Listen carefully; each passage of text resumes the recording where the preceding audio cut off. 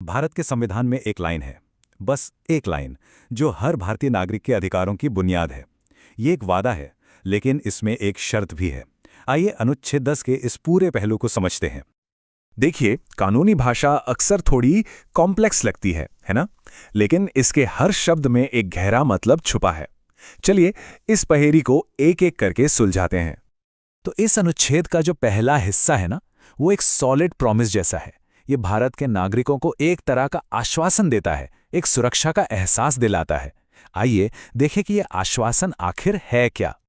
समझने वाली बात यह है कि ये अनुच्छेद नागरिकता देने के बारे में नहीं है। नहीं, इसका असली मकसद, इसका कोर आइडिया है निरंतरता, यानी कि कंटिन्यूटी। मतलब अगर कोई व्यक्ति पहले से ही भारत का नागरिक है तो वो नागरिक बना रहेगा।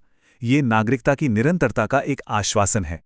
तो सवाल उठता है कि ये जो प्रॉमिस है, ये जो निरंतरता का वादा है, ये आखिर है किसके लिए? इसका जवाब भी आर्टिकल खुद ही दे देता है। चलिए इसके शुरुआती शब्दों पर ही गौर करते हैं। यहाँ एक बहुत ही खास बात है। देखिए, ये अनुच्छेद खुद किसी को नागरिक नहीं बना रहा।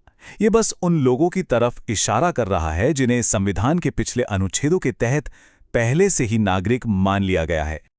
तो जब संविधान ये कहता है तो ये असल में एक तरह का लीगल शॉर्टकट है। ये कह रहा है, अरे वो सारे लोग जिनको हम पिछले कुछ नियमों में नागरिक मान चुके हैं ना, हाँ, ये उन सभी पर लागू होता है।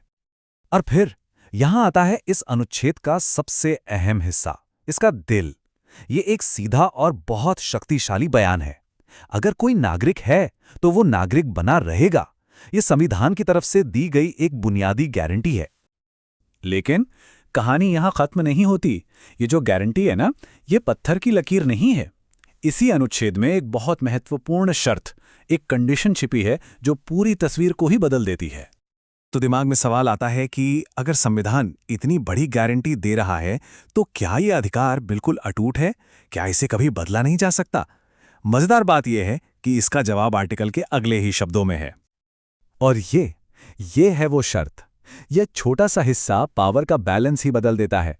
यह साफ कहता है कि नागरिकता का अधिकार तो है, पर हमेशा उन कानूनों के दायरे में जो हमारी संसद आगे चलकर बना सकती है। तो इसका आखिर मतलब क्या हुआ? मतलब यह है कि जहां एक तरफ एक व्यक्ति का अधिकार है, वहीं दूसरी तरफ देश की सबसे बड़ी कानून बनाने वाली संस्था यानी संसद को नागरिकता के नियम तय करने और उन्हें बदलने का पूरा अधिकार दिया गया है। और इसी शक्ति का इस्तेमाल करके आगे चलकर 1955 का नागरिकता अधिनियम जैसे कानून बने।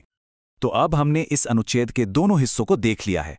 एक तरफ है प्रॉमिस और दूसरी तरफ है शर्त। चलिए अब देखते हैं कि ये दोनों मिलकर एक इतना बेहतरीन संतुलन कैसे बनाते हैं। यहां पर अनुच्छेद 10 का असली संतुलन बिल्कुल साफ दिखता है। एक पल्ले में है नागरिक का अधिकार कि उसकी नागरिकता बनी रहेगी, और दूसरे पल्ले में है संसद का प्रावधान, जिसके तहत वो इस अधिकार को नियंत्रित कर सकती है। ये एक तराजू के दो पल्ले जैसा है। तो इस पूरी चर्चा का निचोड़ क्या है? अनुच्छेद 10 एक साथ दो बहुत जरूरी काम करता है। पहला, ये मौजूदा नागरिकों को निरंतरता की गारंटी देता है, उन्हें एक सुरक्षा का एहसास देता है। और दूसरा, ये साफ करता है कि नागरिकता पर कानून बनाने का आखिरी अधिकार, अल्टीमेट अथॉरिटी, देश की संसद के पास है। ये व्यक्तिगत अधिकार और राज्य की शक्ति के बीच एक बहुत ही नाजुक, गतिशील संतुलन है। तो चलिए अब इस पूरे वाक्य को एक बार फिर से पढ़ते हैं। जो चीज़ शुरू में इतनी जटिल लग रही थी, अब उसमें एक साफ कहानी दिखती है। एक तरफ व्यक्ति का अधिकार और दूसरी तरफ संसद की शक्ति, दोनों एक ही धागे में पिरोए हुए। और यहीं पर यह हमें एक बहुत बड़े सवाल के साथ छोड़ जाता है। एक व्यक्ति के अधिकार और देश के कानून के बीच ये जो संतुलन है, ये हमारे लोकतंत्र के बारे में, हमारी डेमोक्रेसी के चरित्र के बारे में क्या बताता है? ये सिर्फ एक कानूनी सवाल नहीं है, ये हमारी पहचान से जुड़ा एक सवाल है जो आज भी उतना ही प्रासंगिक है।